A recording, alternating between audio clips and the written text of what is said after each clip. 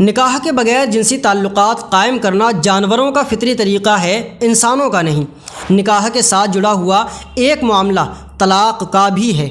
کہ بعض اوقات ایک ساتھ زندگی گزارنا دشوار ہو جائے تو جدائی تک نوبت آ جاتی ہے۔ اس کی نشانیوں میں سے ہے کہ اس نے تمہارے لیے تمہاری ہی جنس سے جوڑے بنائے۔ ایک دوسرے کو سمجھا کر معاملہ صحیح کر لیں اور اپنی زندگی لوگوں، خاندان اور اپنے بچوں کے سامنے تماشا نہ بنائیں۔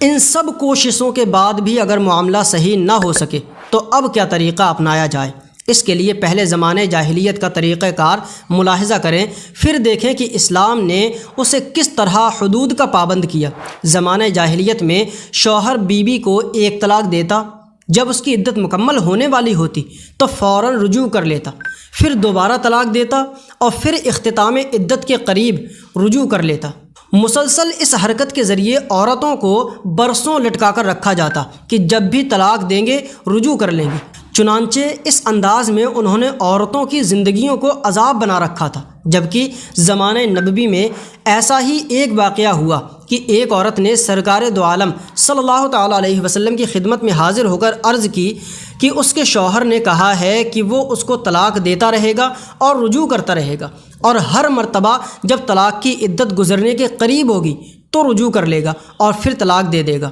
اسی طرح عمر بھر اس کو قید رکھے گا۔ اس پر قرآن کریم کی آیت کریمہ نازل ہوئی۔ اللہ تبارک و تعالیٰ نے ارشاد فرمایا، الطلاق مرتان فامساک بمعروف او تسریح باحسان، یعنی طلاق 2 بار تک ہے، پھر بھلائی کے ساتھ روک لینا ہے یا اچھے طریقے سے چھوڑ دینا ہے۔ اور ارشاد فرمایا، تلک حدود اللہ فلا تعتدوها ومن یتعد حدود اللہ فاولئک هم الظالمون، یہ اللہ کی حدیں ہیں، ان سے آگے نہ بڑھو، اور جو اللہ کی حدود سے آگے بڑھے تو وہی لوگ ظالم ہیں۔ لہٰذا اللہ تعالیٰ نے طلاق اور رجوع کے لامتناہی سلسلے کو روکا اور یہ حکم نازل فرمایا کہ مرد کو 2 طلاقوں تک رجوع کا اختیار رہے گا، لیکن جیسے ہی تیسری طلاق دی تو معاملہ ختم ہو جائے گا اور اب صرف شوہر کے ہاتھ کا اختیار ختم ہو جائے گا، اور دوبارہ ملاپ میں شوہر کی رضا کی طرح بیوی کو بھی اپنی مرضی کا برابر حق حاصل ہو جائے گا۔ گویا اصل حقیقت یہ ہے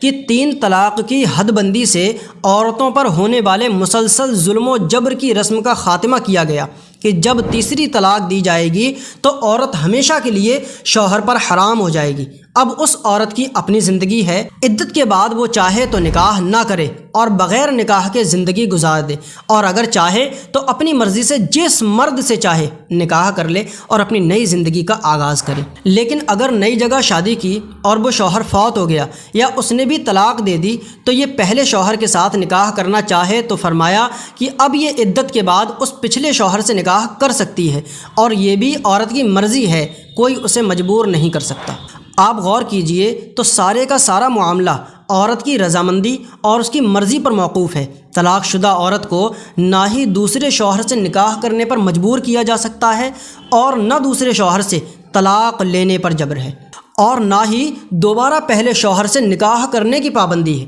بلکہ تینوں جگہ ہی عورت کی مرضی پر دار و مدار ہے۔ اگر وہ چاہے تو ٹھیک، ورنہ اس کی اپنی زندگی ہے، جیسے چاہے گزارے۔ میں یہ سب وضاحت اس لیے کر رہا ہوں کہ بعض لوگ دینی مسائل کو مذاق بنا لیتے ہیں، بالخصوص جو دین کے دشمن اور دین سے بیزار لوگ ہوتے ہیں۔ وہ ان چیزوں کو کہ جنہیں خدا نے ظلم کے خاتمے کا ذریعہ بنایا، معاذ اللہ اس کو ظلم کی تصویر بنا کر پیش کرتے ہیں، جبکہ اس طلاق والے مسئلے کی حقیقی صورتحال یہی ہے جو میں نے آپ کے سامنے بیان کی ہے کہ اس میں ظلم نہیں ہے، بلکہ عورت کو اس کے حقوق کی فراہمی کا بیان ہے، مگر آیت کی اس حقیقت کا ادراک دانش مندوں کے لیے ہے، دین سے بیزار لوگوں کے لیے نہیں۔